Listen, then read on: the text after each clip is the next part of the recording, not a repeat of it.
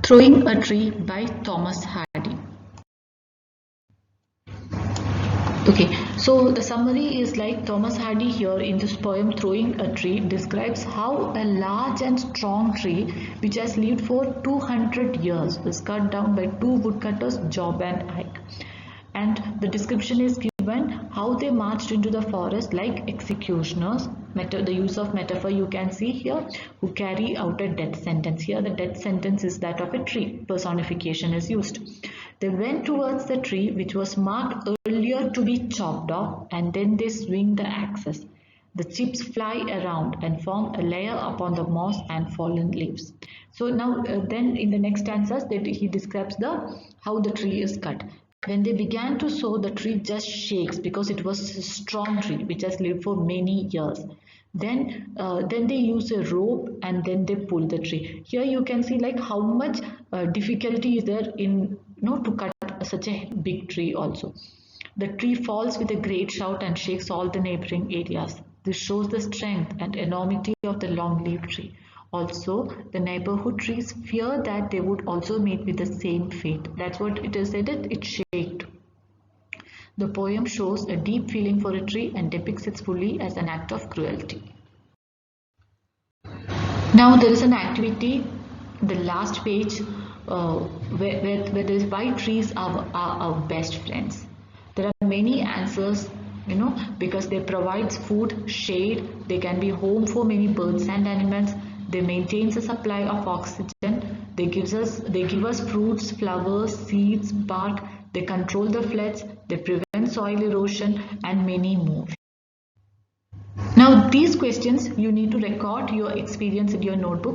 The same questions you can find in page 112 in your MCB textbook also, like whether you have planted any tree. So you already had an assignment in science also where you need to plant something, right? So which tree did you plant?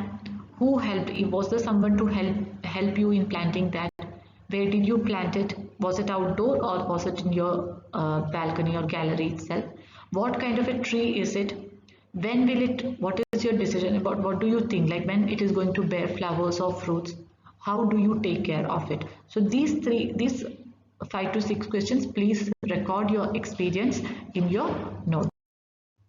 Now regarding the theme, like many other poems, this poem it has only one theme only, and that is very important main theme of the poem. It is about cutting trees, and the trees which has grown for 2 long centuries, they are cut down in less than 2 hours. Okay, that is important here. Okay, so here about this figure of speech or the literary devices used in this poem, poetic devices. Here we have used personification, which is showing human qualities, giving human qualities to a non-human thing. It is called personification. So now we have already explained it in the poem. Here also you can see like the soul then begins till the top of the tall giant shivers.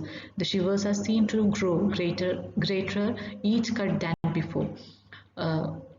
They edge out the sword, tug the rope, but the tree only quivers.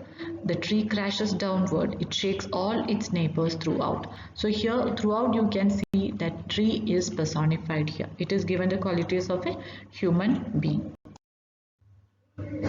Then you can see the use of metaphor here. The poet is calling Job and Ike as executioners because they are given the qualities of executioners, because executioners are the people who carry out the death sentence, and here in the poem they are cutting the tree, so they can be told as executioners.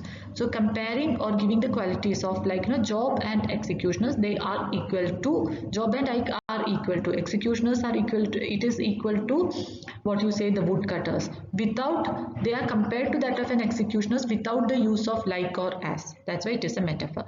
Alliteration, the two executioners talk along over the knolls, bearing 2 axes with heavy heads shining and bright. See the use of the sound.